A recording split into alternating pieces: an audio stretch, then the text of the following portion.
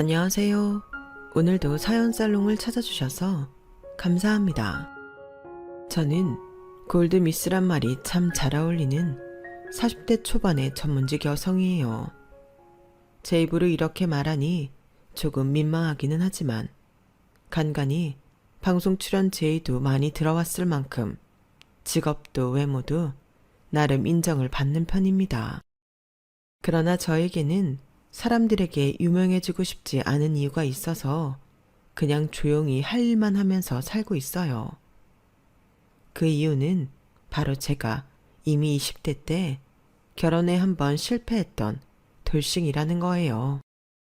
요즘 같은 세상에 그런 게 무슨 흠이냐고 그러실지 모르겠지만 그래도 괜히 잘 나가고 있는 커리어에 괜한 흠집을 낼까봐 걱정이 되더라고요.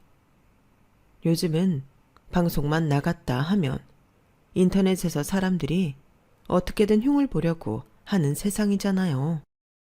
저는 서울 가장 비싼 땅에서 변호사 사무실을 차려 대표로 일하고 있는 변호사거든요.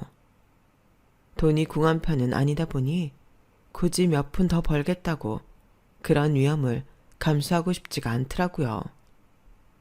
그리고 이혼을 했던 기억이 저에게는 꽤나 큰 상처이기도 했거든요.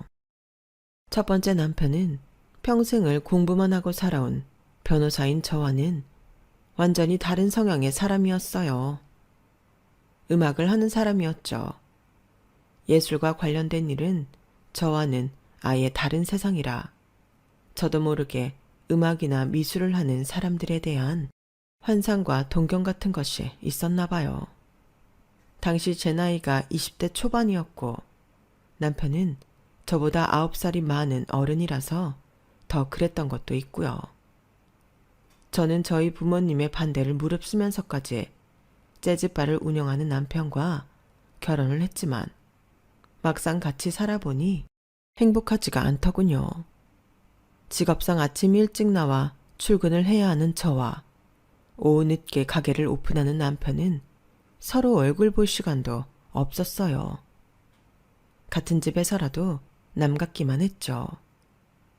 연애할 때는 그렇게 멋있어 보였던 남편이 시간이 흘러 설렘이 사라지자 그렇게 철없어 보일 수가 없었어요. 남편은 돈을 벌 욕심은 없었고 그냥 필요한 만큼의 돈만 벌고 없으면 없이 사는 스타일이었는데 저는 그렇지 않았거든요. 당시 저는 언젠간 내 이름을 걸고 직원도 여럿 있는 큰 사무실을 차리고 싶다는 큰 포부를 가지고 살아갔는데 그렇게 치열하게 사는 제 눈에 남편은 너무나 천하태평인 것 같았어요. 답답해서 속이 터질 정도려. 오죽하면 지나가던 배달 오토바이가 가게 유리를 들이받아도 그저 배달 기사와 허허실실 수다를 떨고는 현금 7만 원만 받아올 정도였으니까요. 유리창 수리비며 며칠 동안 가게 오픈을 못해 손해본 매출을 따지면 그의 10배를 받아도 모자란데 다친 사람 없으면 됐지 뭐. 젊은 친구가 불쌍하잖아. 한마디로 그 모든 손해를 내버려 두는 겁니다. 그런 꼴을 옆에서 6, 7년을 보니 더 이상 사람이 좋아 보인다기보다는 천지분간을 못하는 것처럼 보이더군요. 그래서 결국 저희는 결혼한 지 8년 만에 이혼을 했어요. 아이가 없었던 게 천만 다행이었죠. 그 이후로 저는 더더욱 일에만 매진해서 젊을 적 꿈꿨던 대로 제 이름을 건 사무실을 내고 직원도 여럿 거느릴 만큼 크게 키웠어요. 돌싱이라지만 나이가 아직 많지 않기에 간간히 소개를 받거나 먼저 연락이 오는 등 남자들을 만날 기회는 계속 있었는데요. 저도 언제까지 혼자 살 수는 없다는 생각에 의무감을 가지고 남자들을 계속 만나왔지만 제 마음을 기댈 수 있는 남자는 단 한 명도 찾을 수가 없었답니다. 그렇게 마흔을 코앞에 두고 있던 어느 날이었어요. 그때쯤에는 저도 제 자신이 혼자 살 팔자구나 라는 걸 받아들이고 마음을 거의 내려놓은 상태였어요. 이제 남자는 그만 만나고 싶다는 저에게 동료 변호사가 마지막으로 딱 한 번만 더 만나보라며 어거지로 성사를 시켜준 만남에서 저는 그전과는 다른 느낌의 남자를 만나게 되었는데요. 직업도 저와 비슷한 변리사였고 일 욕심이 많은 것도 저랑 잘 통했어요. 저보다 5살이 어린 남자였지만 전혀 어리다는 느낌이 없었고 내면이 단단한 사람이라는 느낌을 받았어요. 그렇게 느꼈던 이유는 자기 자신에 대해 굉장한 자신감이 있는 사람이었기 때문이었는데요. 처음 만났을 때부터 저에게 이렇게 이야기하더군요. 지금은 건물 3층에 새들어 사무실을 차렸지만 머지않아 건물 전체를 제 사무실로 꾸밀 겁니다. 1층 카페는 그대로 두고요. 아예 그곳을 거래처 미팅을 할 수 있는 저희 사무실 카페로 만들까 고민 중이에요. 포부가 굉장하시네요. 저도 누구든 목표를 크게 가질수록 좋다고 생각해요. 빈말이 아닙니다. 선영 씨도 아시겠지만 사업이라는 게 확 급성장하는 시기가 있지 않습니까? 저는 꿈이 되게 큰 사람이에요. 그런 시기가 왔을 때 제대로 뿌리 내릴 수 있도록 모든 준비를 하고 있거든요. 제가 가진 그릇을 지금보다 더 크게 키우려고 끊임없이 노력도 하고 있고요. 바빠서 연애는 좀 어려우시지 않으세요? 저도 솔직히 제 사무실이 있다 보니까 따로 개인적인 시간을 빼기가 쉽지가 않더라고요. 그게 힘들어서 떠난 남자분들도 많아요. 은석 씨가 너무 좋으신 분 같아서 제 입으로 먼저 얘기하게 되네요. 남자들은 워커홀릭인 여자 별로 안 좋아하잖아요. 그건 형편없는 남자들이나 그렇죠. 저도 일에 열정적인 사람이라 저와 비슷한 사람이 좋아요. 그리고 마음이 생기면 시간은 어떻게든 내기 마련이잖아요. 혹시 알아요? 저랑 만나면서 개인적인 시간이 많아지게 될지. 부담스럽지도 않고 그렇다고 너무 잘난 척만 하는 것도 아니고 사람이 참 호감이더군요. 한눈에 저와 결이 같은 사람이라는 걸 알게 되었어요. 그렇게 저희는 일주일에 한 번, 2주일에 한 번 천천히 만남을 가지다가 점점 연인 사이로 발전하게 되었답니다. 일정이 바쁜 건 둘 다 마찬가지였지만 주로 시간을 내서 오는 쪽은 남자 쪽이었고 올 때마다 적극적인 태도를 보였는데요. 그렇게 꾸준히 한결같은 모습을 보이니 저도 점점 마음이 열리게 되더군요. 그렇게 천천히 시작된 저희의 만남은 어느새 1년을 훌쩍 넘기게 되었죠. 그러던 어느 날 저희가 저녁에 만나기로 한 날이었어요. 그날 저는 사무실에서 처리해야 하는 일은 일찍 끝났고 남은 잔업들은 노트북으로도 충분히 할 수 있었거든요. 그래서 그 남자의 특허 사무소 건물 1층에 있는 카페에 미리 가서 남자를 기다리고 있었어요. 같이 갔던 직원과 한 서너 시간 작업을 하고 있는데 예상보다 시간이 자꾸 늦어지던 남자는 결국 저에게 전화를 하더군요. 미안해. 오늘 급하게 수원에 올 일이 있어서 나왔다가 서울로 돌아가는데 차가 너무 막히네. 혹시 당신 집으로 먼저 가 있을래? 집으로 바로 가는 게 빠를 것 같아. 하필 출퇴근 시간이 겹쳐버렸구나. 알았어. 그럼 집으로 가 있을게. 천천히 와. 나 바쁜 거 없으니까. 알았어. 집이 가까워서 다행이다. 저녁 사갈까? 아니야. 그냥 집에서 밥 먹자. 이따 봐. 그렇게 통화를 마치고 저와 저희 직원은 바로 자리를 정리하고 일어나려고 했어요. 괜히 저 때문에 퇴근 시간이 늦어진 직원에게 미안해서 집에 가서 먹으라고 빵을 여러 개 시키러 맞은편 빵집에 갔죠. 저희 직원이 그때 다리가 불편해서 움직이기가 어려웠거든요. 마침 맞은편 빵집은 나름 맛집이라고 유명한 곳이라 식사가 될 만한 거 이것저것을 골라왔어요. 그런데 카페 안으로 들어가려니 문 앞에서부터 사람들이 웅성웅성 거리는 겁니다. 잠깐 사이에 무슨 일인가 싶어 사람들을 비집고 들어가려는데 경찰차까지 골목으로 들어오고 있더군요. 배상? 배상? 이봐요 아가씨. 그 단어 뜻은 알고나 하는 말이에요. 이 커피 자국이 잘 지워지는 줄 알아요. 이건 제 옷도 아니고 저희 대표님 옷이라니까요. 당연히 아줌마 실수로 벌어진 일이면 아줌마가 배상하는 게 맞는데 대체 왜 언성을 높이세요?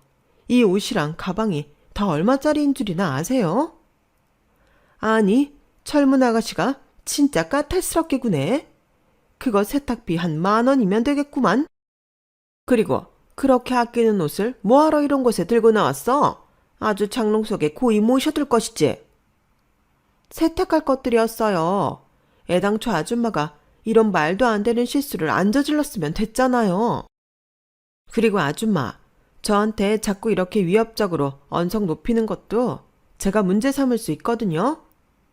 야, 너 내가 누군 줄이나 알아? 그따위 협박에 내가 넘어갈 것 같아? 내 아들이 별리사야 별리사. 새파랗게 어린 게 어디서 눈을 똑바로 뜨고. 손님들이 출입하는 문을 떡하니 가로막고 소란이 일어나니 들어오려는 사람들도 눈치를 보다가 가버리더군요. 상황을 파악한 카페 매니저가 여기서 이러면 안 된다고 아줌마를 말려보려고 해도 그분은 더 큰 소리를 내더군요. 놔! 어디에다가 손을 대? 당신 여기 건물에 새 들어 장사하는 거 아니야? 내 아들이 좀만 있으면 이 건물 주인이야. 장사 접고 싶어? 한두 번도 아니고 매번 이런 식이면 저희도 이제 손님께는 장사 못해요. 뭐야? 그때 경찰 2분이 문을 비집고 들어가더군요. 카페 매니저가 부른 경찰인 것 같았는데 싸움은 어느새 제 직원과 아줌마의 싸움이 아니라 카페 매니저와 아줌마의 싸움이 되었죠. 저는 얼른 들어가 제 직원이 다치거나 피해본 건 없는지 살폈습니다. 다행히 커피는 제 옷과 가방에만 묻었고 직원은 괜찮았어요. 사무실에서 미팅 때 가끔 입던 옷이라 세탁을 하려고 일부러 가져온 것이었는데 괜한 소란 피우고 싶지 않아 경찰에게 저희는 따로 책임을 묻지 않을 테니 2분의 1만 처리하시면 된다고 말씀드렸죠. 경찰을 고맙다며 저희를 인파 밖으로 에스코트 해주셨고요. 대표님 죄송해요. 제가 괜히 대표님 외투랑 가방을 미리 들고 나와 있겠다고 해서. 뭐가 죄송해. 잘못한 사람은 따로 있는데. 됐어. 계획대로 이거 드라이 클리닝이나 맡기면 돼. 놀랐을 텐데 얼른 들어가. 이거 들고. 네, 조심히 들어가세요. 그때는 참 살다 별일이 다 있구나 하고 말았어요. 뉴스나 사무실 안에서 간접적으로 들을 법한 사건을 실제 현황으로 지켜보니 직접 겪은 의뢰인들은 참 기가 차겠다 싶은 생각뿐이었죠. 그리고 그 사건은 시간이 지나며 점점 잊혀져 갔어요. 약 6개월쯤 흘렀을까요? 저는 만났던 남자에게 프로포즈를 받게 되었어요. 사실 예상을 아예 못한 것은 아니었지만 저는 아직 마음의 준비를 하지 못한 상태였는데요. 섣부른 결정을 내리지 않으려던 저였지만 그 남자는 그런 저의 마음을 기어코 돌려놓더군요. 나는 이미 한번 결혼에 실패해본 사람이야.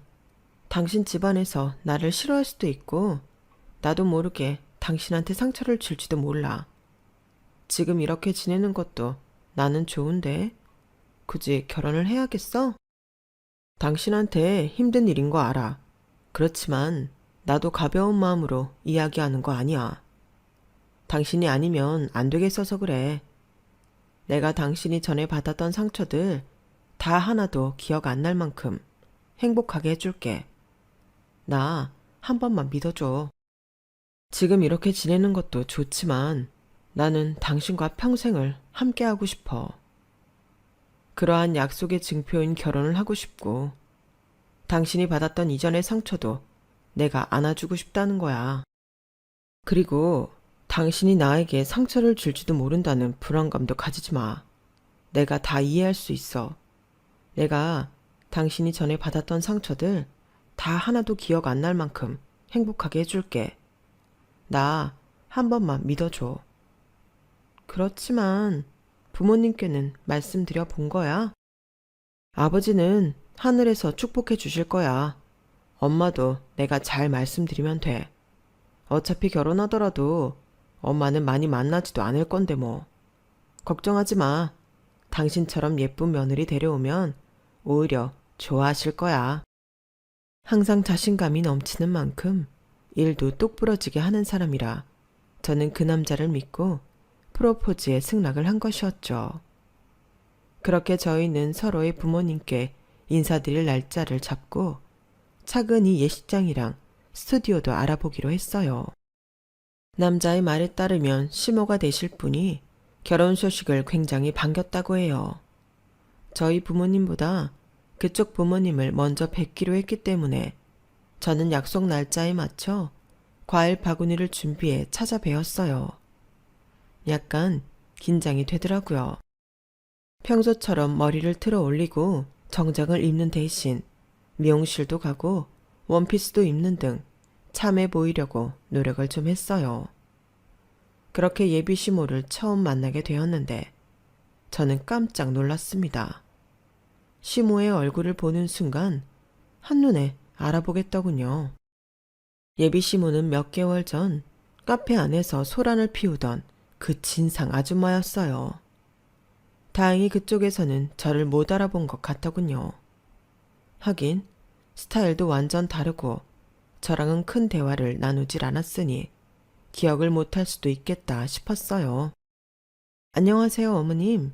처음 인사드려요. 아우, 어서 와요. 아, 우리 상우가 생전 여자친구 소개해주는 법이 없더니 어쩜 이렇게 참한 아가씨를 데려왔을까? 엄마, 일단 들어가서 얘기해요. 어머니, 이거 제가 약수하게 준비한 과일 바구니인데. 아, 뭘 또 이런 걸 챙겨왔어. 고마워요. 어머, 너무 이쁘다. 예상보다 저를 굉장히 크게 반겨주셔서 놀랐어요. 아무래도 어르신들 입장에서는 초혼인 아들이 돌싱인 여자를 데려오면 싫어하실 거라고 생각했거든요. 게다가 저는 예비 남편보다 나이도 많은데 예비 시모가 아무런 편견 없이 저를 반겨주시는 걸 보고 실상은 좋은 분이시구나 싶었어요. 몇 개월 전에 있던 일은 어쩌면 내가 모르는 뭔가가 있었을 수도 있다고요. 그렇게 저희는 화기애애하게 식사를 시작했어요. 음식도 과하게 많은 건 아니지만 하나하나 정갈한 게 신경을 많이 쓰신 티가 나더라고요. 그래서 저도 하나하나 크게 리액션을 하면서 식사를 했어요. 음식이 너무 예뻐요. 접시도 너무 고급지네요. 라든가, 어머, 너무 맛있네요, 어머님. 감사해요. 하는 식으로요. 예비 시모는 그런 저의 칭찬에 한껏 기분이 좋아지신 것 같았죠. 그렇게 잘 풀려가나 싶었는데 예비 시모가 저에게 질문을 하는 거예요. 너무 기본적인 질문을요. 저는 순간적으로 정말 당황하고 말았어요. 그런데 혹시 나이가 어떻게 돼요? 우리 상우보다 많이 어린가? 예? 아, 제가 상우 씨보다 5살 많아요, 어머님. 아, 얘기 못 들으셨어요? 뭐? 상우보다 5살이나 많다고? 당신이 너무 동안이라 우리 엄마가 헷갈렸나 보다. 근데 나이가 뭐가 중요해, 엄마. 봐봐. 엄마도 당연히 나보다 어릴 거라고 생각할 만큼 이 사람 동안이잖아. 그럼 내일 모레면 40이겠네? 여자 나이 40이면 적지도 않은 나이인데 그동안 시집 안 가고 뭐하고 살았어요? 아, 저는 어릴 때 한번 다녀왔었어요. 뭐라고? 좋았던 분위기는 한순간에 찬물을 끼얹은 것처럼 얼어붙었죠. 저는 당황스러운 눈빛으로 예비 남편을 보았는데 글쎄 이 인간이 오히려 저를 못마땅한 눈빛으로 보더군요. 그 뒤로는 다들 말도 없이 음식만 깨작대다가 예비 남편이 그만 일어나자며 앞서 나선 덕분에 겨우겨우 자리를 마칠 수가 있었어요. 사람 좋은 웃음을 가득 띠고 있던 예비 시모는 제가 인사를 드리고 나올 때까지 절 쳐다도 안 보더군요.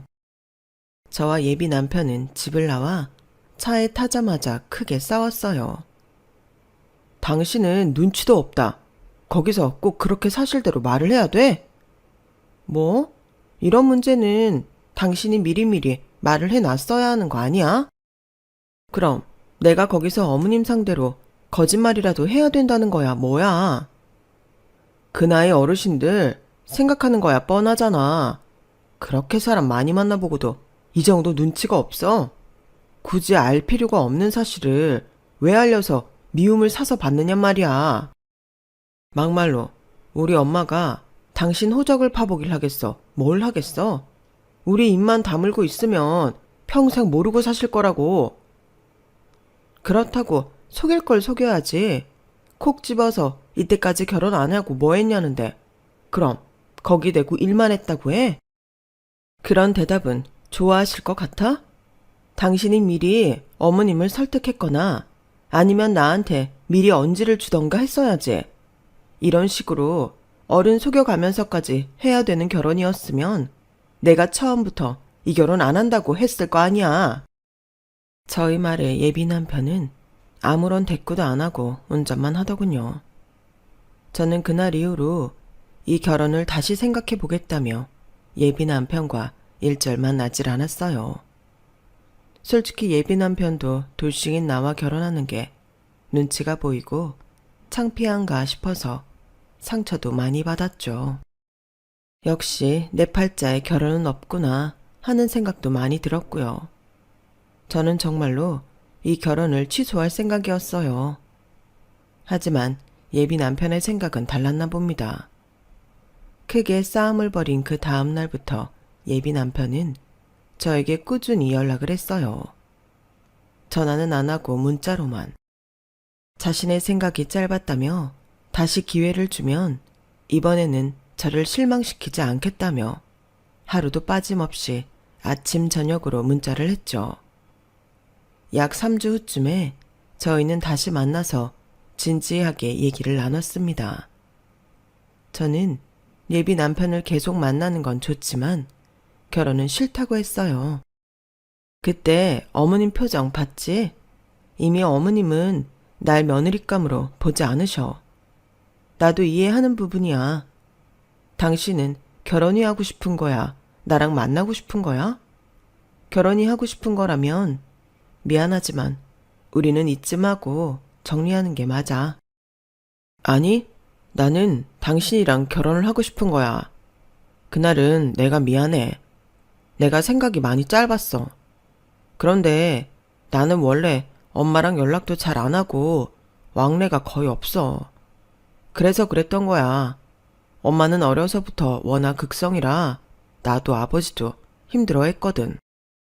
당신 불편하게 만든 건 미안해.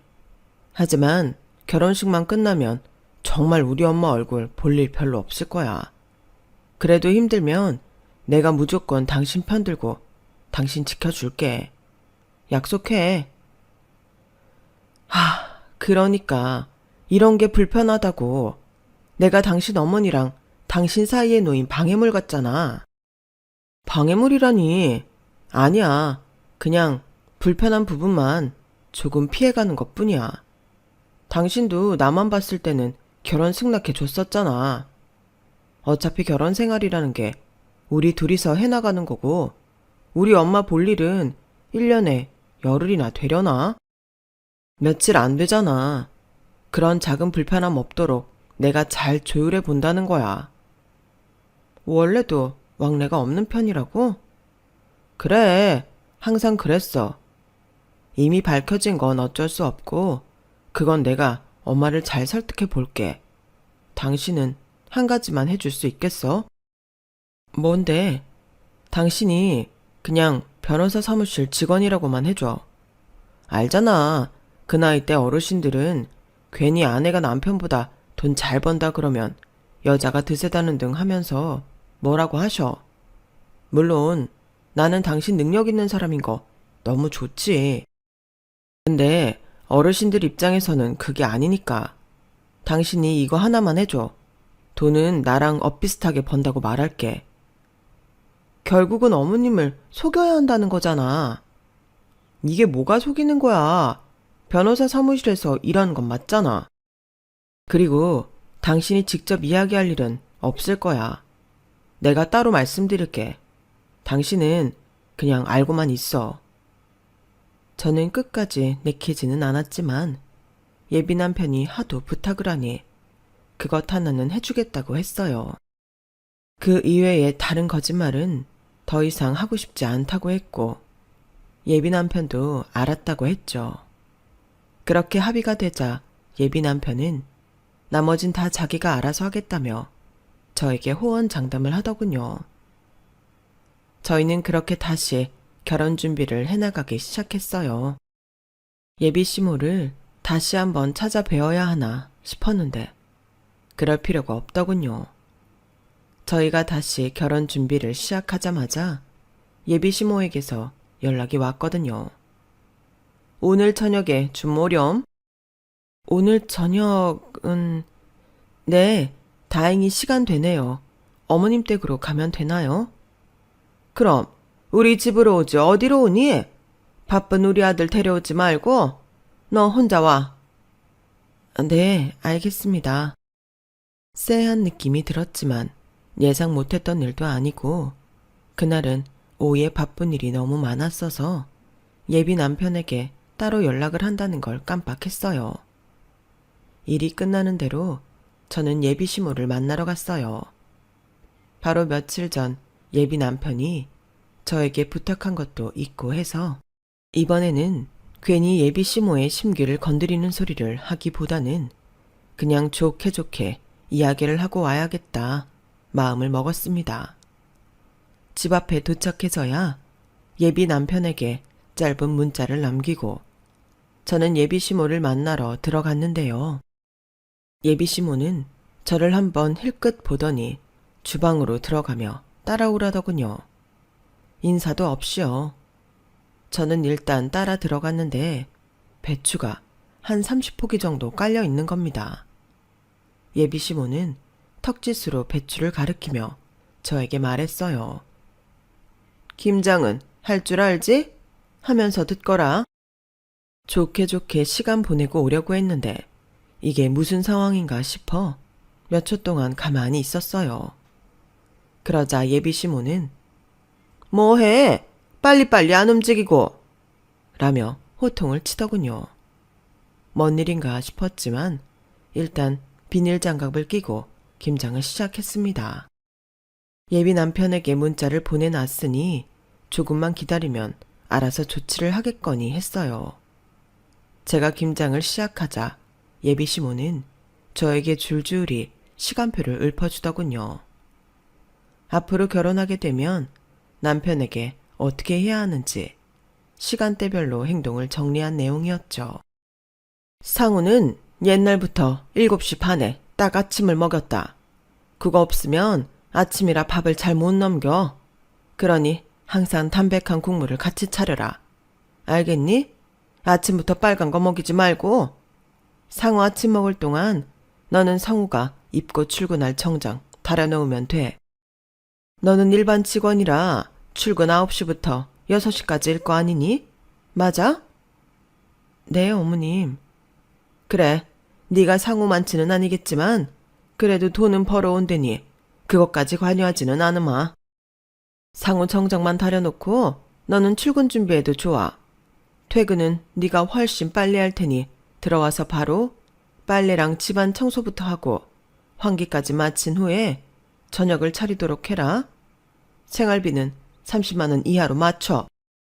괜한 돈 쓴다고 살림 잘하는 게 아니다. 조금만 발품 팔면 시장에서 값싸고 깨끗한 재료들 구할 수 있으니 신혼집 마련하는 대로 그것부터 좀 알아봐라. 여기까지 알아들었니? 네, 어머님. 그리고 그날 상 차린 거, 그때 돈 쓴 거 전부 나한테 보고해. 네, 어머님. 네? 보고요? 그래. 네가 그전에 얼마나 살림을 못하면 소박을 맞았겠느냐 말이야. 밥만 잘해도 집 나간 남편이 돌아온다는데 상우가 너랑 결혼을 해야겠다고 하니 내가 가르쳐 주는 거야. 어디 가서 이런 상차림 배우려고 하면 수업료를 얼마나 내야 하는 줄 아니? 돈 굳혔다 생각하고 열심히 배워. 그놈의 상우는 연락을 본 건지 만 건지 강간무소시키고 저는 이런 기가 막히는 소리를 들으며 김장을 하는 게 맞는 건가 싶더라고요. 그래서 조심스럽게 매일같이 그 내용들을 지키는 건 어려울 것 같다고 말했어요. 그러자 예비 시모가 노발대발 하는 겁니다. 어머님, 저도 야근이 있을 때가 많고 매번 집에서 요리를 하기는 어려울 수 있어요. 최대한 요리를 해보긴 하겠지만 그때그때 사진을 찍고 보고를 하는 건 좀 무리일 것 같은데요. 시간이 날 때마다 연락은 드려볼게요. 뭐? 시어머니가 한 수 가르쳐주면 얌전히 네 하고 대답이나 할 것이지? 어디서 눈을 똑바로 뜨고 말대답이니? 네가 하는 일이 중요해봤자 얼마나 중요하다고. 이 정도 살림도 못하겠다는 소리가 나와? 어? 넌 벌써부터 태도가 글렀다. 글렀어. 어쩌면 해보지도 않고 못하겠다는 소리부터 할 수가 있느냔 말이야. 제가 전업주부면 몰라도 출퇴근 시간이 뻔히 있는데 못하는 걸 할 수 있다고 말씀드릴 수는 없잖아요. 최대한 해볼게요.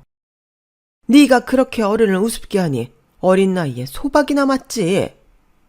딱 그때 맞춰 예비 시모의 핸드폰이 울려대더군요. 예비 남편이 건 전화였습니다. 예비 시모는 자리를 비켜 안방에서 한동안 예비 남편과 통화를 하는 것 같았어요. 그제서야 장갑을 벗고 제 핸드폰을 확인해 보니 예비 남편이 이쪽으로 오고 있다더군요. 예비 시모가 통화를 마치자 곧이어 예비 남편이 집 안으로 들어왔고 저를 얼른 데리고 나왔어요. 왜 이렇게 연락이 안 되나 했어. 엄마는 갑자기 사람을 이렇게 오라가라 하면 어떡해? 오늘 웨딩 플래너랑 만나야 하는데 엄마 때문에 약속 시간 미뤘잖아. 아니 나는... 너는 왜 그런 일이 있으면 있다고 말을 안 했니? 아니야. 원래 약속된 게 아니라 갑자기 연락이 온 거야. 스튜디오에 무슨 문제가 생겼다고. 우리 얼른 지금 가봐야 돼. 이미 늦은 시간이라서. 우리 갈게. 그러면서 저는 인사도 제대로 못하고 예비 남편의 손에 이끌려 나왔죠. 그날도 저는 예비 신랑에게 볼멘 소리를 안 할 수가 없었습니다. 저에게 무리한 요구를 하는 어머님도 불편하지만 매번 이런 식으로 넘어가야 하는 것도 불편하다고요. 하지만 예비 남편은 또다시 저에게 결혼식 전까지만 조금만 참아달라고 싹싹 빌었고 저는 또다시 그렇게 애매하게 넘어가고 말았답니다. 예비 남편만 보자니 사람은 좋고 예비 시모에게서 저를 빼온 걸 보면 또 칼같이 결혼을 접자고 하기가 그랬거든요. 그 뒤로 예비 신랑이 뭘 어떻게 얘기한 것인지 예비 시모는 저에게 연락을 해온 적이 없었어요. 상견례 날 전까지는요. 상견례 날짜가 잡히고 난 뒤부터 저는 재판에서도 안 겪어본 긴장감이 몰려오더군요. 약 열흘 동안 소화가 안 돼서 죽만 먹었을 정도로요. 상견례 자리는 저희 부모님도 오시니 예비 시모가 괜한 소리를 해대다가 어른들 싸움으로 번지면 어쩌나 하는 불안감이 밀려왔거든요. 저는 지금이라도 오해를 풀어야겠다 싶어 예비 남편에게 미리 연락을 했어요. 지금이라도 제가 대표 변호사라고 말을 하라고요. 괜히 우리 부모님 보시는데 또 나보고 직원 주제에 어쩌고 하다가 분위기 이상해지면 어떡해? 우리 부모님도 한 성격 하셔. 그리고 내 첫 결혼 때 이후로 연락 안 하다가 다시 연락하고 지낸 지 몇 년 안 됐단 말이야. 큰일로 번지기 전에 당신의 어머님께 미리 얘기를 좀 해봐봐. 아우, 나도 다 생각이 있지. 내가 다 알아서 할게. 걱정하지 마. 앞으로 다시는 저번 같은 일 안 겪게 할 테니까 걱정하지 마. 꼭 말씀드려. 꼭. 내가 다 알아서 한다니까. 당신은 당신 부모님만 신경 써. 그렇게 호언장담을 하길래 저는 예비 남편을 믿고 있었어요. 그간의 오해를 알아서 잘 풀었겠거니 했었죠. 그래서 예비 시모에게 연락이 왔을 때도 가벼운 마음으로 받을 수가 있었던 거예요. 예비 시모는 전보다는 조금 누그러진 말투로 상견례 시간 조금 전에 단둘이 잠깐만 보자고 하더군요. 그래서 저 역시 전보다 당당하게 네 어머님 그때 뵙겠습니다 하고 대답을 드렸고요. 어차피 다들 각자 자가용을 타고 오기로 했으니 예비 시모와 제가 1시간 일찍 만나는 건 문제가 없었어요. 2층이 예약해둔 레스토랑이었기에 저희는 1층 카페에서 먼저 보기로 했는데요. 예비 시모가 한 20분 정도 늦더군요. 그건 별 신경도 쓰지 않았어요. 자리가 자리이다 보니 이것저것 신경 쓸 게 많았을 것이고 다른 사람들보다 일찍 나오는 거니 문제가 되지 않는다고 생각했죠. 뒤늦게 도착한 예비 시모는 제 맞은편에 와서 앉더니 인사도 없이 대뜸 시비부터 걸더군요. 먼저 인사를 드리려 일어나려던 저는 어정쩡하게 다시 의자에 앉았어요. 너 아주 웃기는 애들아? 네? 너 오늘 있을 일도 우리 상우한테 쪼르르 달려가서 일러 바칠 거니? 참나, 나이는 어디로 처먹은 건지. 너보다 한참 동생의 애한테 그렇게 매번 징징대는 거 창피하지도 않아? 어머님, 무슨 말씀을 들으셨길래. 아니, 내가 너한테 뭘 얼마나 못되게 굴었다고 매번 상우한테 나를 이간질 시키느냔 말이야. 애를 어떻게 얼마나 구워 삶았으면 너한테 연락도 못하게 해. 어? 너 걔한테 뭐라고 했니? 똑바로 말해. 어머님, 제가 그러라고 얘기한 게 아니고요. 또 예비 남편이 뭔가 잘못 말했구나 싶어서 제가 제대로 이야기를 하려는데 갑자기 눈앞이 번쩍하더군요. 예비 시모가 제 뺨을 있는 힘껏 내리친 거였죠. 아무리 화가 났다고 해도 폭력을 휘두르다니요. 그것도 요즘 같은 시대에. 저는 순간 이 결혼은 못할 결혼이구나. 더 이상 내가 저 자세로 나갈 필요도 대화도 안 통하는 몰상식한 사람한테 대화를 시도할 필요도 없겠구나 하는 생각이 들었습니다. 어디 어른이 말하는데 자꾸 말머리를 끊어먹어. 네가 이렇게 드세니까 전 남편도 도망을 갔지. 여자가 결혼을 했으면 시댁의 종처럼 일하는 게 당연한데. 뭘 잘했다고 입을 여냐고. 너처럼 돈도 못 벌고 하자까지 있는 애는 주제 파악부터 잘하는 것도 일이야. 알아들어? 돈을 못 번다고요? 누가요? 제가요? 그댁 아드님이 말씀 안 드렸나 봐요. 그때 멀리서 이 소란을 전부 본 것인지 예비 남편이 후다닥 카페 안으로 들어오더군요. 엄마, 지금 뭐 하는 거야? 당신 괜찮아?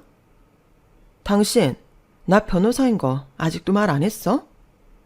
이 한마디에 예비 남편은 한순간에 꿀먹은 벙어리가 되더군요. 예비 시모만 어리둥절한 표정이었죠. 뭔 헛소리야? 누가 변호사라는 거야? 저요. 이 형편없는 인간이 지 자존심 때문인지 당신 극성 때문인지 자꾸 내 직업을 속이려 드는데 제가 변호사라고요. 한 달에 제가 버는 수입만 해도 이 인간의 4배는 될 텐데 이제 누가 주제 파악을 해야 하는 건지 아시겠어요? 어차피 당신 같은 시모 저도 안 가지니까 주제 파악을 하던 말던 상관은 없는데 당신이 손찌검한 사람이 누구인지는 알아야 할 것 같으니까 말해주죠. 당장 내일부터 폭행건으로 신고 들어갈 거니까 알아서 준비하세요. 너 이게 다 무슨 소리야? 아들, 네가 한번 얘기해봐라. 제가 하는 말이 다 사실이야? 응? 저는 지갑에 있던 제 명함을 대충 손에 잡히는 대로 꺼내서 예비 시모 얼굴에 던지며 말했습니다. 사실 여부는 알아서 검색하던 조사하던 하시고 전 이 결혼 안 합니다. 당신은 뭘 잘했다고 큰 소리를 내? 도대체 뭘 알아서 했다는 거야? 이딴 식으로 상황을 개떡같이 만들어 놓고 무슨 자신감으로 나한테 떵떵거렸냐고. 당신 말대로 당신 엄마 속여가면서 유치하고 짜증나는 짓거리 하는 거 나 더는 못하겠으니까 때려치워. 그딴 거짓말은 너 혼자 해. 예비 시모는 예비 남편을 추궁하고 예비 남편은 저에게 매달리려고 하고 저는 그 아수라장을 다 뿌리치고 카페를 나와버렸어요. 저희 부모님이 아직 도착하시지 않은 게 천만 다행이라는 생각뿐이었죠. 전화를 드려보니 바로 코앞까지 오셨더라고요. 저는 상견례도 결혼도 취소되었다고 말씀을 드리고 다른 레스토랑으로 안내해드렸어요. 마침 차로 15분 정도 거리에 제가 아는 괜찮은 고급 식당이 있었거든요. 그곳에서 부모님께 너무 자세한 얘기는 적당히 생략하고 상황 설명을 잘 해드렸어요. 부모님은 오히려 그런 집안 잘 걸렸다며 좋은 말씀을 해주시고 귀가하셨고요. 다만 제가 너무 부모님 볼 낯이 없더군요. 한 번도 아니고 2번이나 남자 때문에 큰일이 난 걸 부모님께 보여드렸다는 생각 때문에요. 그래서 그 예비 시모에게 더 화가 났어요. 저는 그 다음날 아직 소멸시효가 지나지 않은 사건부터 빠르게 진행시켰습니다. 약 9개월 전 카페에서 일어났던 일이었죠. 사실 그날 시모가 더럽힌 제 외투와 가방값만 합쳐도 중고차 한 대 값은 그냥 나왔거든요. 상견례 날 제 뺨을 때린 걸로 폭행범으로 신고도 했고요. 제 지식을 이런 식으로 사용해 본 적은 없었는데 너무 화가 난 나머지 할 수 있는 모든 일을 하게 되었어요. 아니나 다를까 신고며 내용 증명을 보내자마자 예비 남편에게 계속 전화와 문자가 오더군요. 하지만 저는 싹 다 무시했어요. 그리고 예비 남편 사무실에 1층 그 카페. 하루 이틀도 아니고 매번 예비 시모 때문에 골머리를 앓았다는 그 카페도 찾아갔답니다. 그 카페 사장님은 예비 시모가 직원들 사이에서도 유명한 진상 손님으로 아무리 여러 번 주의를 줘도 고쳐지질 않았고 경찰에 신고를 해도 훈방 조치로만 일이 끝났다며 울상을 짓더군요. 그래서 저희 사무실에서 특별히 공짜로 도와주겠다고 했어요. 그간의 피해 전부 배상 받을 수 있게 해드리겠다고요. 그러자 얼마 뒤 저희 사무소로 예비 시모가 찾아오더군요. 허튼 짓 하면 바로 경찰을 부르려고 했는데 저를 보자마자 무릎을 꿇고 비는 겁니다. 예, 내가 미안했다. 내가 다 사과하마.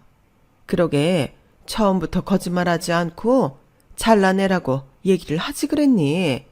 이거 내용 증명이니 배상이니 그만하고 우리 아들이랑도 결혼하렴. 내가 다 허락하마. 어디가 내가 사과하잖니? 어른이 무릎까지 꿇어가며 사과를 하는데 안 받을 거야? 제가 거들떠도 보지 않고 들어가려고 하자 예비 시모는 유명한 진상 손님답게 저에게도 용서를 강요하려 들더군요. 예상했던 이유는 아니었지만 어쨌든 저는 경찰을 불렀습니다. 그리고 똑똑히 말해줬죠. 당신이 주제 파악 못하고 여기저기 뿌려놓은 악행들로 인해 죗값을 받는 것뿐인데 그걸 힘들다고 하시면 안 되죠. 제가 처음부터 잘라내었으면 뭐가 달라졌나 보죠? 그렇게 인생 비겁하고 비굴하게 사는 거 안 쪽팔리세요? 오늘 저희 사무실 온 것도 경찰 불렀으니까 그렇게 아세요. 폭행 가해자가 피해자를 이렇게 당연하게 찾아오니 제가 위협을 느껴서요. 결국 예비 시모는 또 한 번 경찰에게 이끌려가고 저는 차질 없이 하던 일을 진행시켰어요. 예비 시모는 저에게도 카페 사장에게도 전부 배상금을 지불해야만 했죠.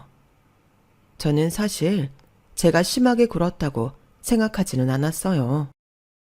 예비 남편도 돈을 어느 정도 벌던 사람이라 이 정도 금액은 껌값이라고 생각했거든요. 그냥 귀찮고 기분이 나빠 보라는 의도였고, 그래서 예비 시모가 저를 찾아온 것도 오버하고 있다는 생각뿐이었습니다. 그런데 나중에 알고 보니 예비 남편은 이미 여러 가지 소송에 휘말리고 있는 중이었더군요. 들리는 소문으로는 작은 회사나 개인의 아이디어를 특허 내주려는 척 하다가 큰 업체에 그 아이디어를 파는 짓을 했다더군요. 제 가족한테도 거짓말을 일삼을 때부터 그 싹을 알아봤어야 하는 건데 말이에요. 제가 아무리 사람을 다루는 직업을 오래 했다고 해도 주변 사람들을 보는 건 여전히 어려운 일이라는 걸 또 한 번 깨달았어요. 저는 그때 그 사건 이후로 오히려 부모님이랑 연락을 더 자주 하고 살고 있어요. 왜인지는 모르겠으나 제가 너무 안 좋은 예를 보아서인지 그때 이후로 기회가 오면 부모님께 제 이야기를 터놓고 말하게 되더군요. 전에는 말을 많이 하지는 않았는데 그러다 보면 오해가 쌓일 수 있잖아요. 그렇게 대화를 나누다 보니 부모님도 제 말을 편견 없이 들어주시고 좋은 대화들을 많이 나눌 수 있었어요. 이제는 서로 농담도 하게 되었죠. 팔자에도 없는 남자에게 정신이 팔리는 것보다는 그 시간에 제 부모님께 더 잘하자는 생각에 요즘은 집에 자주 놀러가고 있답니다. 긴 이야기였지만 끝까지 들어주신 분들 정말 감사합니다. 여러분의 가정에도 항상 솔직한 이야기가 가득하고 화목한 가정이 되시길 바랄게요. 여러분, 사연 댓글에 응원과 현명한 조언 부탁드려요.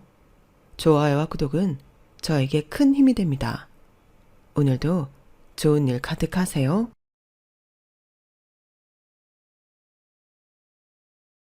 안녕하세요. 오늘도 사연 살롱을 찾아주셔서 감사합니다. 저는 서울에 사는 30대 후반의 여성이에요. 3살 된 아들을 키우며 남편과 친정아버지, 그리고 언니네와 평범한 나날을 보내고 있어요. 친정 이야기는 나오는데 왜 시댁은 말을 안 하나 싶으실 거예요. 네, 그 이야기를 하고 싶어서 이렇게 사연을 보내게 됐는데요. 인간적으로 정말 너무했던 시어머니 때문에 이혼까지 생각했던 저희 부부는 시댁과 거리를 두고 살고 있어요. 오죽하면 저희가 이렇게까지 했을까요? 지금부터 그 이야기 시작해 볼게요. 남편은 중학생 때 아버지가 돌아가셨다고 해요. 시어머니는 남편과 형을 어떻게든 잘 키우겠다고 이를 악물고 사셨대요. 그게 남편 눈에도 보일 정도로요. 명문대를 보내기 위해 비싼 과외비를 대시고 철저하게 하루 일과를 관리하는 걸 당신 인생이라고 생각하셨다더군요. 그런 건 정말 대단하고 아무나 따라할 수 없는 것 같아요. 저는 시어머니의 노력과 정성까지 폄하하려는 게 아니에요. 명문대를 나와 대기업에 다니는 남편이니 시어머니 입장에서는 어떤 며느리가 와도 눈에 차지 않으셨던 것 같아요. 남편이 저를 만나기 전에도 결혼할 뻔한 여자가 있었는데 시어머니가 극렬하게 반대하고 여자한테 심한 모욕을 줘서 결국은 헤어졌고 남편은 저를 만나기 전까지 몇 년간 아무 여자하고도 사귀지 않겠다고 결심할 정도였다고 해요. 그런 시어머니에게는 저 역시 마음에 들지 않는 며느리감이었어요. 어찌 보면 그래서 아주버님이 아직도 결혼을 안 하고 혼자 타지에서 생활하고 계신지도 모르겠다 싶어요. 아무튼 시어머니는 투자를 한 만큼 아들들한테서 받아내려고 하는 욕심이 있었어요. 그런데 자식을 투자용으로 키우는 거 아니잖아요. 저는 엄마가 어릴 때 돌아가셔서 10살 차이 나는 언니가 엄마 역할을 하고 아빠가 저와 언니 둘을 정말 사랑으로 키우셨어요. 자랑 같기는 하지만 아빠도 열성적인 다른 학부모들 못지않게 저와 언니 교육을 위해서라면 지구 끝까지라도 가실 뿐이었고요. 그만큼 혜택 입고 자란 언니와 저는 아빠한테 감사하는 마음이 크고 아빠는 저희에게 선하게 나쁜 일 안 하면서 저희 할 일 잘하면서 살면 된다고 하셨죠. 하지만 시어머니는 저희 아빠와는 다르게 남편도 아주버님도 모두 손에 쥐고 흔들려는 분이더라고요. 그래서 저희 결혼식 후 아주버님은 서울을 떠나 해외로 가셔서 시어머니한테 연락 한 번 안 하는 걸로 알고 있어요. 남편은 이미 집에 인사 가기 전 저에게 자기 사정을 다 얘기했고 저는 그럼에도 남편을 믿고 결혼을 결심했었어요. 남편이 저를 데려가서 시어머니한테 한 첫 마디는 이랬어요. 엄마, 희영이도 반대하면 나 평생 혼자 살 거니까 그렇게 알아. 나는 엄마가 중매쟁이 통해서 만나라고 성화 부린 여자들보다 희영이가 훨씬 좋으니까 그렇게 알라고. 네가 만나보기나 하고 그런 말을 해야 설득력이 있지. 그래, 다 니들 마음대로 하고 살아. 뼈 빠지게 헌신해서 키워놨더니 다 지들 멋대로 하겠대. 집안 꼴 잘 돌아간다. 시어머니는 화를 버럭 내고는 방으로 들어가 제가 갈 때까지 나와보지도 않았어요. 그게 시어머니와 저의 첫 만남이었어요. 저 역시 남편만큼은 아니어도 남들이 들으면 괜찮다고 하는 대학 나와서 금융권 회사 다녔거든요. 연봉도 다른 회사보다 높아서 부러워하는 친구들도 있었고요. 하지만 시어머니는 이렇게 말했다고 해요. 여자가 남자보다 돈 잘 벌어서 뭐 하겠다고? 남편 기죽이며 기세 등등한 거 아니겠어? 음악이나 미술 같은 거에서 소소하게 아이들 가르치고 꽃처럼 예쁘게 집에서 남편 내조하며 돈도 버는 며느리가 최고지. 원래 그런 순수 예술한 애들이 집안도 좋고 화초 같더라고. 나도 그런 며느리 원했는데. 아휴, 직장에서 남자들이랑 똑같이 일하는 거면 얼마나 기가 세고 거칠겠어. 그러더니 이번에는 엄마가 돌아가신 걸 가지고 꼬투리를 잡더라고요. 엄마가 몸이 약해서 지병으로 돌아가셨다니까 저한테 건강검진 진단서 큰 병원에서 다시 떼우라며 난리였어요. 사실 저는 시어머니가 말하기도 전에 스스로 건강진단서를 떼서 시어머니한테 드렸는데요. 서울대병원이라도 가서 다시 해오라며 제가 보여준 건 인정 못하겠다는 거였어요. 그때 남편이 크게 한 소리 했어요. 그럼 나도 아빠 일찍 돌아가셨으니 서울대병원 가서 건강검진 해야겠네. 아빠는 암으로 돌아가셨는데 나도 암 걸리는 거야? 엄마, 요새는 후성 유전자 썰이 더 신빙성 있다고 하잖아. 그러니까 말도 안 되는 억지 부리지 마. 엄마 진짜 며느리 없이 그냥 살고 싶어? 아들 둘 다 결혼 안 했으면 좋겠냐고. 확실히 하자는 게 뭐 나쁘니? 나는 네가 호래비 될까봐 걱정돼서 그런 거지. 다른 뜻 없다. 알았으니까 니들 알아서 해. 그날의 만남은 또 그렇게 끝이 나고 말았고 저는 잠시 이 결혼을 해야 하나 회의감이 들었지만 결혼을 시어머니랑 하는 것도 아니고 남편이랑 해서 남편하고 살 건데 너무 마음에 두지 말자 다짐했어요. 그런 와중에도 시어머니가 태클을 걸지 못한 게 있었는데 바로 저희 친정의 경제력이었어요. 저희 친정이 강남에 있고 송파구에 제 이름으로 된 집이 있어서 거기서 신혼살림을 할 거라고 하니 대강 우리 집 재력에 대해 눈치를 채는 것 같더라고요. 저희 아빠는 무역업을 하셨다가 몇 년 전 언니에게 그 일을 물려주셨는데 언니가 유통으로 확장을 하면서 사업이 제법 규모 있어지고 커졌거든요. 아빠는 현재 여러 회사와 주식에 분산 투자를 하고 계세요. 그렇다 보니 제 결혼식에도 딱 보기에도 격이 있어 보이거나 부유해 보이는 사람들이 많이 오니 시어머니가 무척 궁금해했다고 하더라고요. 남편은 아버지가 강남 건물주라는 것만 알고 있지 이렇게 발이 넓고 투자한 데가 많을 줄은 몰랐을 때였어요. 제가 워낙 집안 이야기하는 걸 안 좋아해서 결혼 초반까지도 친정사업 규모가 어느 정도인지 아빠가 얼마나 재정적 여력이 있는지 별로 말을 안 했거든요. 그건 그동안 돈 때문에 인간관계가 깨지고 상처 입는 일이 많아서 저도 모르게 습관처럼 된 거였어요. 나중에 다 알고 난 남편은 저를 이해한다고 했고요. 남편은 시어머니가 우리 집 그렇게 잘 사는 거 알았으면 예단도 훨씬 더 많이 요구하고 힘들게 했을 거라고 하더라고요. 아무튼 이건 제가 지금 얘기하는 때보다 더 나중 일이고요. 제가 집안 이야기를 자세히 안 한 데에는 남편이 저에 대해 부담을 느낄까봐 그랬던 것도 있었어요. 어쨌든 시어머니가 저희 결혼을 허락해준 데에는 제가 송파에 아파트가 있는 거랑 집안 형편이 꽤 괜찮다는 거, 그게 가장 컸어요. 아니면 제가 못마땅한데 자기 아들이 아파트 얻어야 한다며 꽤나 저한테 핀잔했을 거예요. 제가 신혼집 이야기를 한 후부터 결혼식 때까지는 더 이상 아무 말 나오지 않고 잠잠했었죠.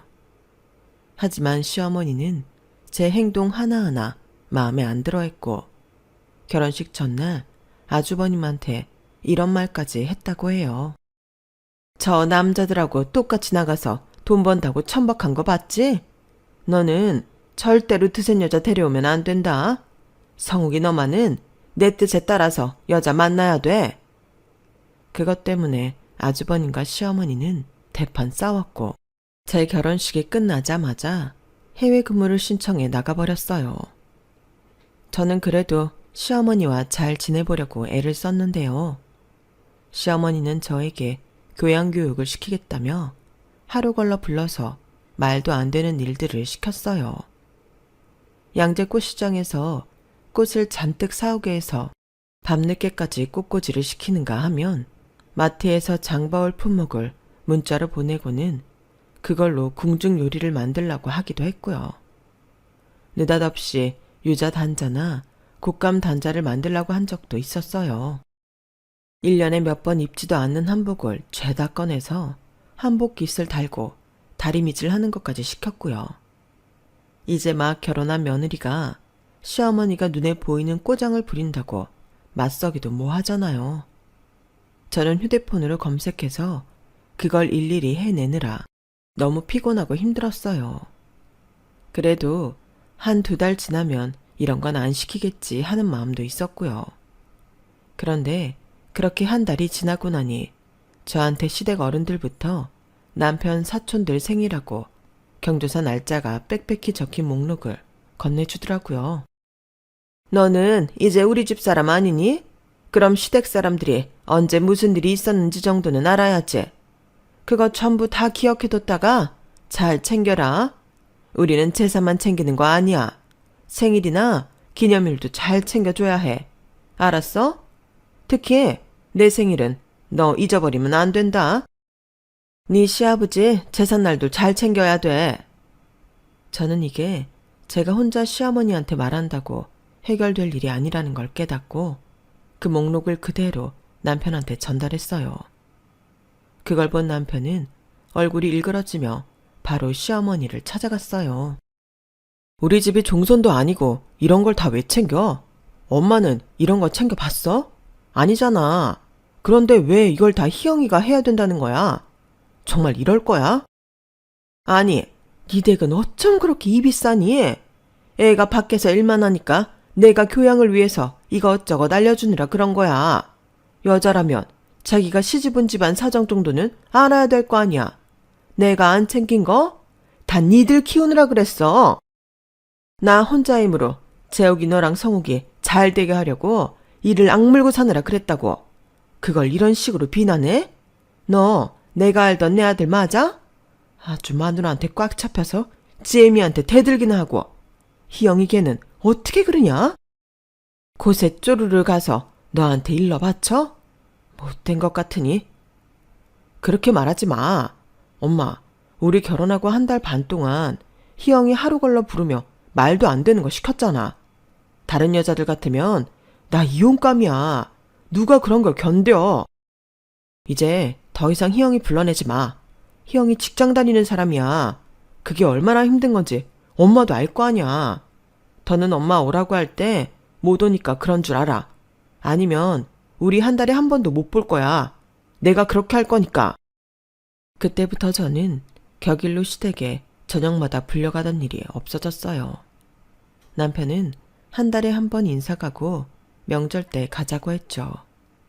하지만 그게 아니어도 시어머니는 자기가 큰 집 생일장 차려준다, 제사 음식 만든다 하면서 저를 몇 번 더 불러냈고, 저는 그런 것까지 남편한테 이야기하면 정말 사이가 틀어질 것 같아 두말하지 않고 가서 시어머니가 시키는 대로 했어요. 시어머니는 젊을 때 2 아들 키우느라 바빠 시댁 경조사를 못 챙겼으니 저더러 하라는 거였는데요. 큰 집에서는 시어머니가 저를 불러다가 일 시키는 걸 몹시 부담스러워하며 하지 말라고 했어요. 자기네 집에도 아들, 딸 있고 그 애들이 여태껏 해온 일이라면서요. 또 요즘 집에서 누가 그렇게 음식을 하냐며 오히려 큰 집에 있는 음식이나 과일을 싸서 손에 들려줬어요. 그러면 시어머니는 또 말도 안 되는 소리를 했어요. 이게 다 네가 못 믿어워서 그러는 거다. 네가 살림 잘하고 야무지게 보였어 봐. 이렇게 지네가 먹던 음식까지 들려보내겠어?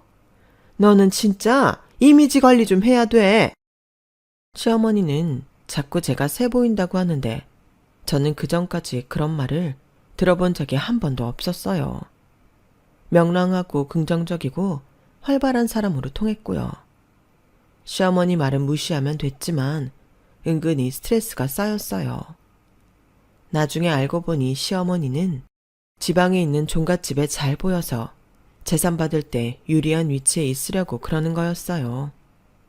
그런데 종갓집 어른들이 다 정정하시고 재산을 나눈다 어쩐다 말도 없는데 이러는 건 제 입장에서는 저를 괴롭히려는 걸로만 느껴졌지 시댁에 보탬이 되려고 하는 일로는 안 보였어요.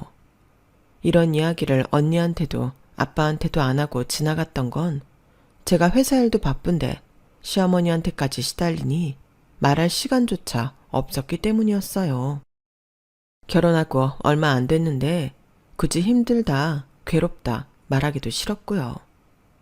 그렇게 반년쯤 지났을 때 저는 임신 8주라는 진단을 받았어요. 하도 몸이 무겁고 나른한 데다가 소화도 안 돼서 병원에 갔다가 알게 된 거였어요. 저는 유산기도 있었고 입덧도 심해서 더는 시어머니 요구대로 시댁 친척들 일까지 가서 봐드릴 수가 없었어요.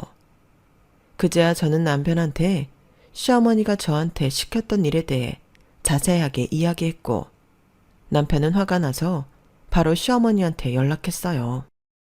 희영이가 엄마 아바타야? 그렇게 재산 더 받고 싶으면 엄마가 종가 어른 댁 가서 말해. 이런 식으로 사람 괴롭히지 말라고. 희영이 아이 생겨서 지금 아주 조심해야 된댔어. 엄마도 엄마 손주 무사히 잘 태어나길 바라지?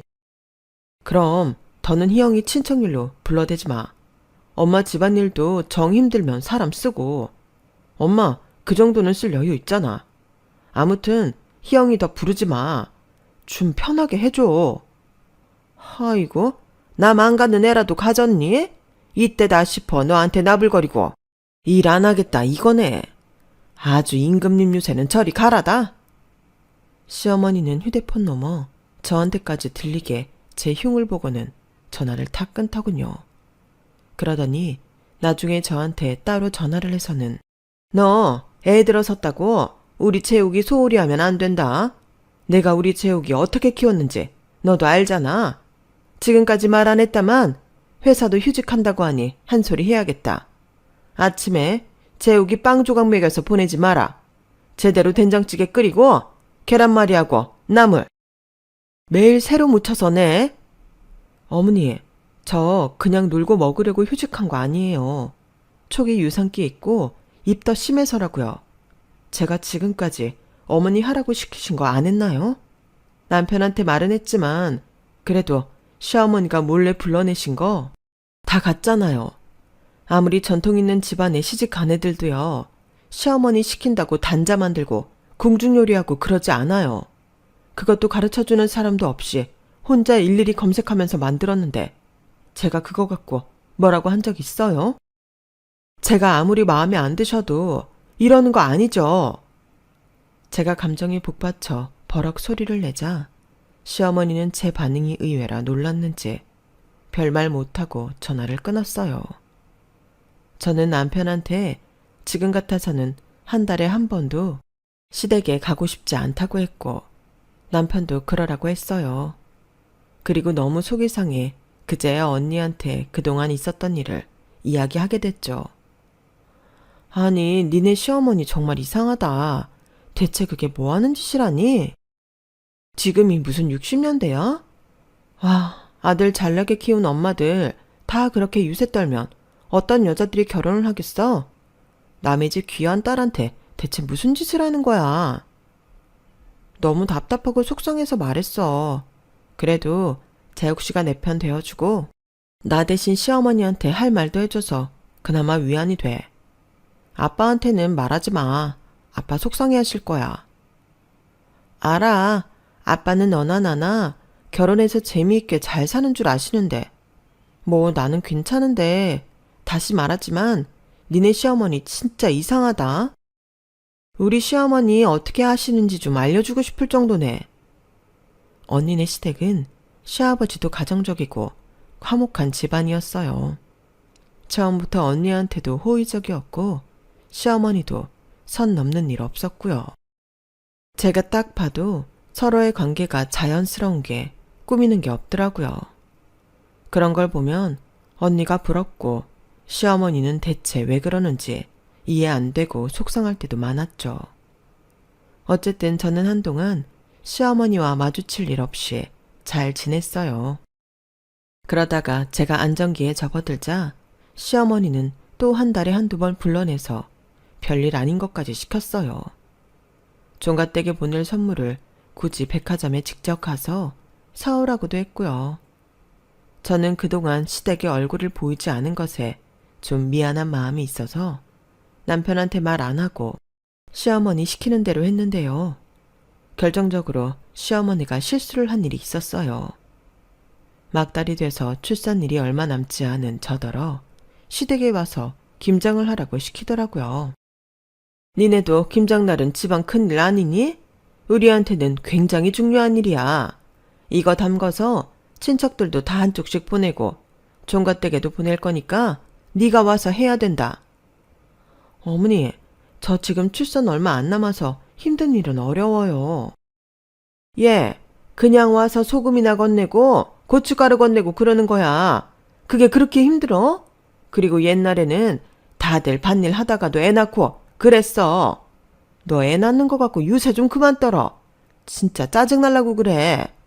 너 이럴수록 나랑 재욱이 사이만 나빠지는 거야. 알아?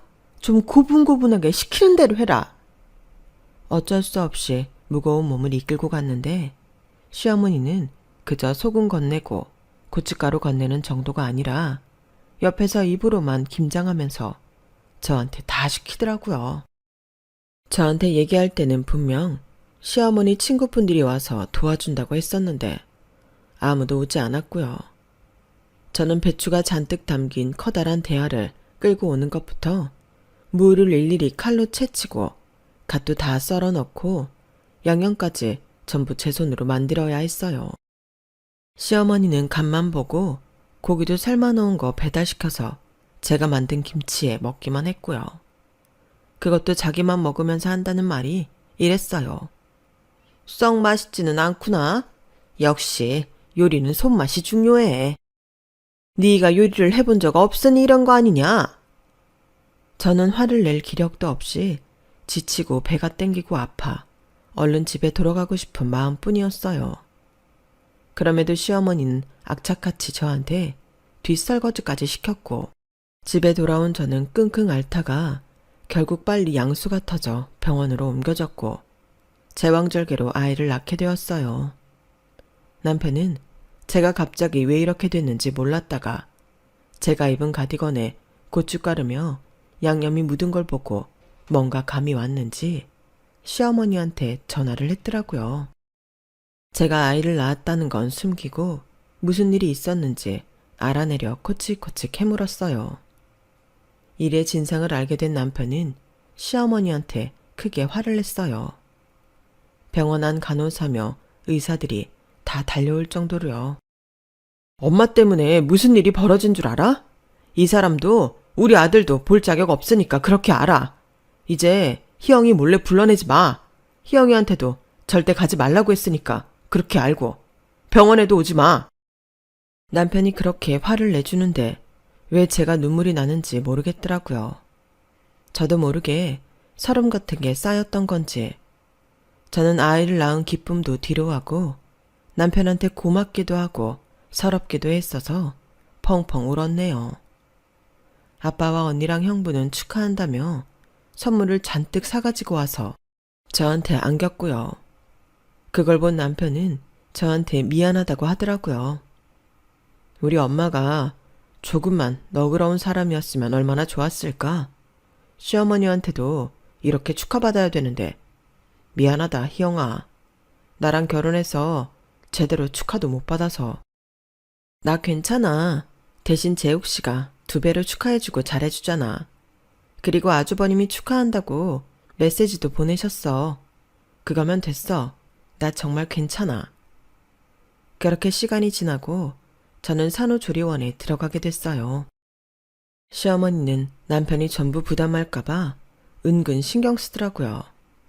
저한테도 산후조리원비는 어떻게 내는 거냐며 문자가 왔어요. 남편 때문에 직접 와보지는 못하면서 혹시 제가 조리 비용을 전부 남편한테 부담시킬까봐 그건 싫었나 보더라고요. 걱정 마세요. 친정에서 전부 내주셨어요. 저희 아빠가요. 제가 이렇게 문자를 보내자 시어머니는 그 뒤로 문자 한 번 보내지 않았어요. 제가 정말 섭섭한 건 다른 것보다도 자기 아들 돈 쓸까봐 전전긍긍하고 저한테 수고했다는 말 한마디, 축하한다, 아이는 어떠냐, 이런 거 하나 물어보지 않았다는 거였어요. 집에 오고부터는 언니가 수시로 드나들며 저와 아이를 돌봐줬는데요. 시어머니는 코빼기도 보이지 않고 전화나 문자로 아이한테 이렇게 해라 저렇게 해라 잔소리만 하니 너무 짜증이 나더라고요. 남편이 하느라고 한다는 걸 알면서도 그때는 남편도 꼴 보기 싫고 자기 엄마한테서 나를 제대로 보호해주지 못한다는 생각만 들었어요. 그래서 언니가 없는 날 한번 되게 짜증도 냈고요. 어머니는 아이 보러 오지도 않으면서 왜 이렇게 요구하는 게 많아? 어머니 문자 보면 내가 무슨 아이 맡은 유모 같아. 이럴 거면 어머니가 오셔서 키우라고 해. 남편은 전과 달리 일방적으로 화만 내는 저를 말없이 보더군요. 얼굴을 보니 많은 생각이 오가는 것 같아 더 화내지 않았죠. 그러다가 일이 터졌는데요. 언니가 와서 아이를 봐주며 저희 먹을 음식을 만들어주기로 했던 날이었어요. 그날 무슨 생각이 들었는지 시어머니가 불쑥 집에 왔어요. 시어머니는 언니를 마치 집안일 하는 도우미 취급하면서 계속 지적질을 하는 거였어요. 사돈은 일 좀 하나? 우리 며느리는 일을 못해서 내가 좀 가르쳤어. 지금 만드는 거 우리 재욱이 줄 거지? 그건 간을 좀 더 해야 돼. 우리 아들 입맛은 그래. 언니가 이미 열받아 있다는 걸 모르는 시어머니는 가만히 있는 언니를 완전히 건드리는 말을 이어갔어요. 아우, 언니도 그렇게 썩 잘하는 편은 아니네. 이게 다 엄마 없이 커서 그런 건가? 눈에 보여. 그 말에 언니가 들고 있던 숟가락을 탁 내려놓고 똑바로 말했어요. 사돈어른께서는 양친 부모 살아계실 때 결혼하셨나 봐요. 그런데 상대의 아픔은 건드리지 않는 거라는 예절 정도도 못 배우고 오신 것 같은데요. 그리고 이거 사돈어른 손자 이유식이에요. 이 집의 모든 게 아드님 위주로 돌아가는 줄 아세요? 언니가 무섭게 말하자 움찔하던 시어머니는 오히려 큰 소리였어요. 어머, 정말 못 배운 거 티나네? 어디 어른한테 눈 똑바로 뜨고 바락바락 대들긴. 나이만 먹는다고 다 어른은 아니죠. 전 그렇게 아드님 먹는 게 걱정되면 직접 집에서 만들어 오세요. 그리고 사돈어른께서 우리 희영이 가르치겠다고 얼마나 말도 안 되는 짓까지 시켰는지 다 들었거든요. 그럼 저희도 아빠 없이 큰 김서방, 아빠 불러서 교육 좀 시키라고 할까요? 그렇게 남의 자식한테 함부로 하시는 거 아니에요. 그러다 큰 코 다치세요. 언니가 워낙 무섭게 하지만 이성을 잃지 않고 따박따박 말을 하니 시어머니는 더 이상 할 말이 없었는지 얼굴이 빨개졌다 파래졌다 하다가 자기는 간다며 획 나가더라고요. 그날은 전초전에 불과했어요. 언니한테 한 방 먹어 속으로 꽁 하고 있던 시어머니가 또다시 집에 찾아왔는데요. 하필 그날은 친정 아빠가 저녁에 들리겠다고 했던 날이었어요. 시어머니가 왔을 때에는 아직 친정 아빠 도착 전이었고요. 시어머니는 언니 눈치를 보며 아이만 보는가 싶더니 대뜸 저한테 이러는 거였어요. 너 내일 모레 내 생일인 거 알지? 내가 너 결혼하고 바로 너한테 우리 집안 경조사 줬잖아. 그거 다 기억하고 있으라고. 그런데 어째 내일 모레 내 생일인데 너 조용하다? 아, 네 어머니. 제가 요즘 아이 보느라 정신이 없었네요. 어머니 생신날 어디 식당 예약해드릴까요? 아니면 레스토랑 할까요? 친구분들 초대하실 거면 인원수 말씀해 주세요. 제가 맞춰서 예약할게요. 그러지 말고 네가 직접 차려줘야겠다. 그 말에 언니가 놀라서 시어머니를 쳐다봤지만 시어머니는 두고 보라는 듯 턱을 치켜들고 이러더군요. 우리 같은 집안은 결혼하고 처음 맞는 생일은 며느리들이 제 손으로 다 차려주는 법이다. 너도 그래야 되지 않겠어? 큰 집, 작은 집 숙모들도 올 거고 한 20인분 준비하면 되겠구나. 어머니, 아무리 그래도 제가 지금은 음식 준비하기 어려워요. 이제 막 몸 풀고 한 달 조금 넘었잖아요. 이번에는 식당에서 하시고 제가 내년 생일 챙겨드릴게요. 그러자 시어머니는 큰 소리로 언니를 쳐다보며 말했어요. 그럼 사돈이 대신 와서 하면 되겠네. 안 그래? 집에서 뭐 하는 일 없지? 애들도 혼자 라면은 끓여 먹을 나이는 됐던데. 그날 우리 집 와서 음식 좀 해. 내가 수고비 줄게. 그때였어요. 현관에서 인기척이 들리더니 아빠가 들어왔더라고요. 저랑 언니도 놀라고 시어머니도 놀랐죠. 하지만 시어머니는 이내 아무 일 없는 척 시치미를 떼더군요. 그런데 아빠가 먼저 입을 여셨어요. 지금 뭐라고 하셨어요? 우리 희영이한테 20인분 음식을 하라고 하셨어요? 희영이가 못하면 우리 큰애 보고 하라고요? 아니 사부인, 우리 애들이 사부인 집안 도움입니까? 이제 막 첫 아이 낳아 힘든 애랑 그런 동생하고 조카 돌보려고 바쁜 시간 쪼개서 온 애한테 이게 무슨 말도 안 되는 소리입니까? 아니, 뭐가 말도 안 되나요? 며느리가 며느리 노릇 못하니 그 가족이라도 대신 하라는 건데요. 세상에, 지금까지 우리 딸 이런 식으로 취급하셨어요. 나는 우리 딸 결혼해서 사랑받고 잘만 사는 줄 알았는데. 아빠는 화가 나서 바로 남편한테 전화를 했어요. 그랬더니 남편은 집 앞이라고 금방 올라간다고 하는 소리가 휴대폰 너머로 들렸어요. 잠시 후 남편이 도착하더니 집안을 쓱 보더군요. 그러더니 상황 파악이 된 것 같더라고요. 아빠는 화가 잔뜩 나서 남편에게 말했어요. 자네, 희영이 자네 어머니 때문에 심한 고생하는 거 알았나? 어떻게 자기 손자 낳고 한 달밖에 안 된 며느리더러 20인분 음식을 하라고 할 수 있나? 그걸 못하면 우리 첫째 보고 하라니. 자네 어머니 이런 식이었나? 나 그냥 못 넘어가. 산후조리원 들어갈 때도 돈 한 푼 지원 안 해주시는 거 보고도 참았어. 사람 사정이 안 좋으면 그럴 수도 있지. 해주고 싶은데 못 해주는 심정 오죽했겠나 하면서. 근데 그게 아니네. 자네 계속 우리 희영이 마음고생 시킬 거면 갈라서게. 아니면 오늘 이 자리에서 자네 어머니한테 말씀 잘 드려. 그러자 시어머니는 발끈하면서 펄펄 뛰었어요. 아니, 남들 안 낳는 아이 낳았어요? 막말로 요새는 남자아이 대단하지도 않아요. 지금은 딸이 귀하다고요. 세상에 저렇게 몸 보전 오래 하고 누워있는 며느리가 어디 있나요? 자식들 교육을 어떻게 시켰길래 이 모양이냐고요.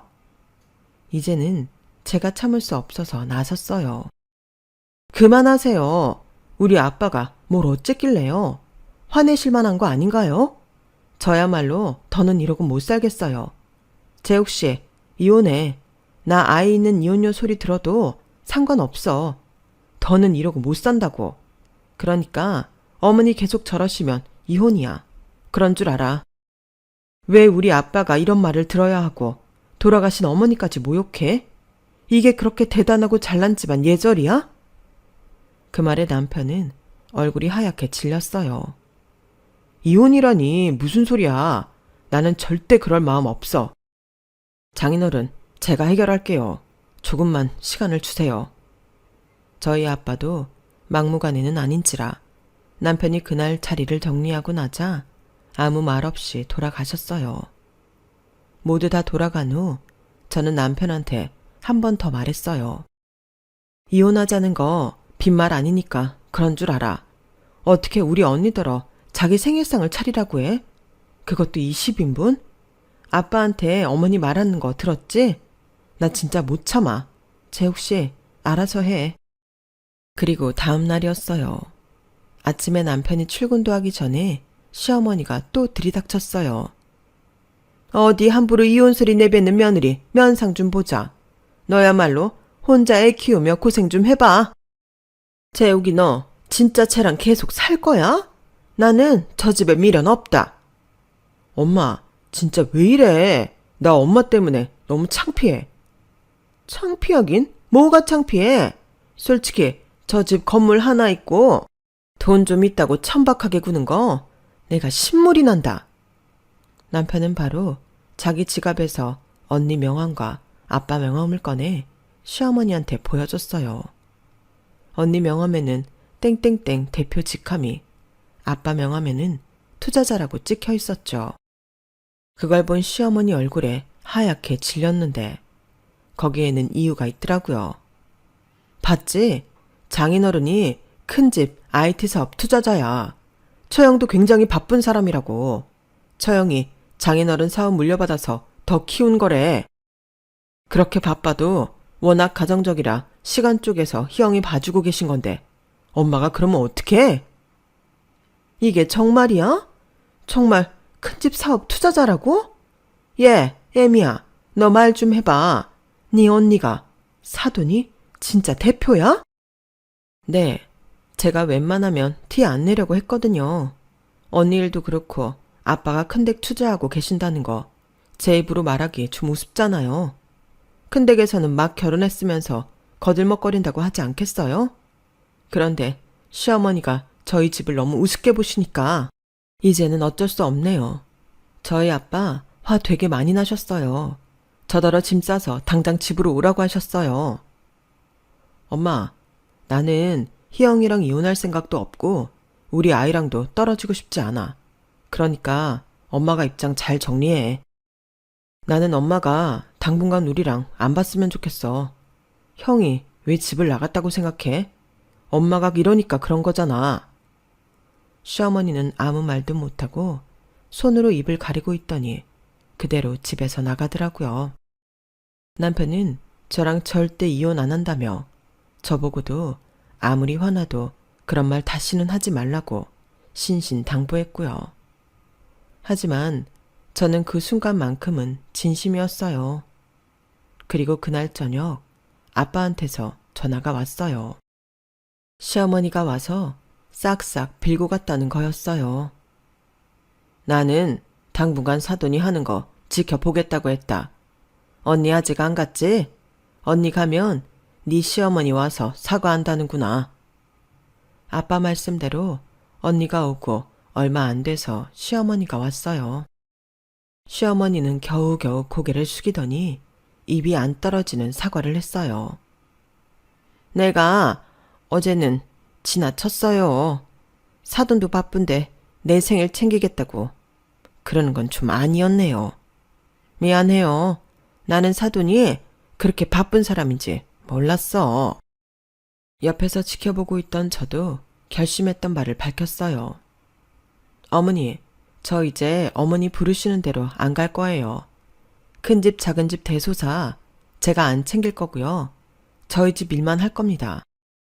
그리고 무리한 요구는 서로 하지 않았으면 해요. 당분간은 어머님 댁에 가고 싶지 않네요. 좀 시간이 지나고 뵀으면 해요.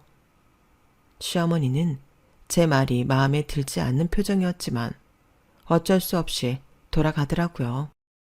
그러더니만 남편 퇴근 시간에 맞춰 다시 찾아와 제가 했던 말을 남편한테 하더군요. 암만 화가 난데도 우리 집에 발을 끊겠다는 건 아니잖아.